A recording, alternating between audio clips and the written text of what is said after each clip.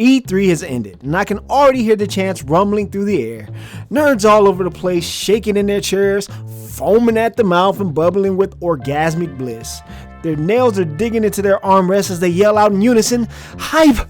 Hype! I am the hype!" Every year, the rabid fan person in all of us bubbles to the surface and escapes out of our buttholes to fall for some gameplay we've seen, just so we can have an argument on the internet about which of our systems are the best. Screw Xbox. No, screw PlayStation 4. PC for life. Screw both of those consoles. How about you all shut up and stop falling for brand loyalty? How many years have we been led to believe that gaming companies had our best interests at heart? Every year they pander to us with some new ideal or really cool exclusive.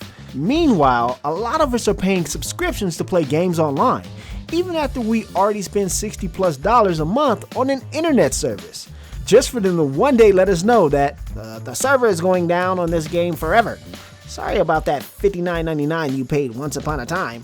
It's that same game you saw at E3 that made you jitter in your chair and lose your marbles, when they revealed that this awe-inspiring game would come with a collector's edition that houses some shoddily put together collectible inside.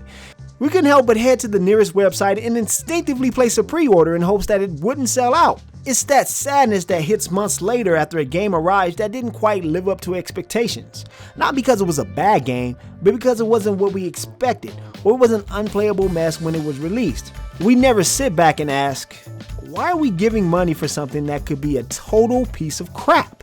And no, I'm not taking shots at Kickstarter, because Kickstarter is games that we wish could get made that wouldn't be made otherwise. We're talking about game companies. They're already established, they have money, they have budgets, so why would they release games in broken states? This wasn't a problem before game companies could fix issues through patches. Now companies do lackluster quality control and hope they can fix bugs through updates. Assassin's Creed Unity was damn near unplayable on consoles and PC when it released.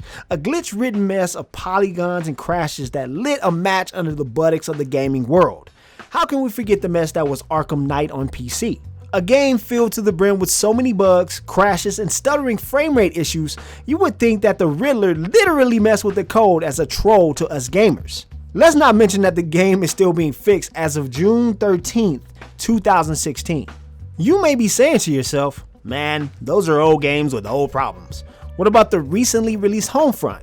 A title that put us in the shoes of a guy who lived in a slideshow world. At least that's what it felt like when the game froze and dropped below 15 FPS damn near constantly. Many games seem to have issues on release nowadays.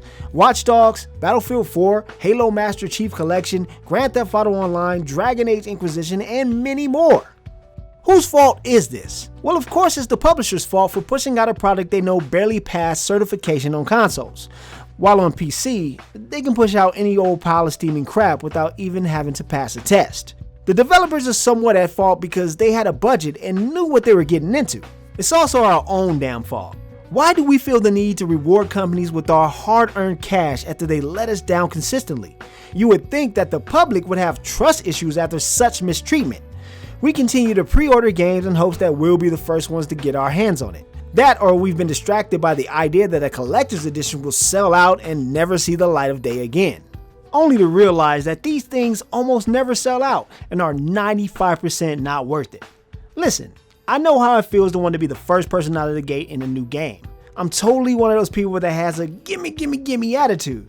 Just realize that quite a few journalists have probably been playing this game for months and will drop a review that day. Unless you don't see a review at all, and that just means you should run for the hills. So don't throw money out the window, because you and I both know that it only takes a couple of days to discover that this game is broken. Honestly, check this out. The invent of YouTube, Steam reviews, Twitch are places where you can go to see if this game is any good. And usually you can take that information, combine it all into one and figure out, hey, I like this game, or man, I shouldn't have bought this game because it's broken as shit.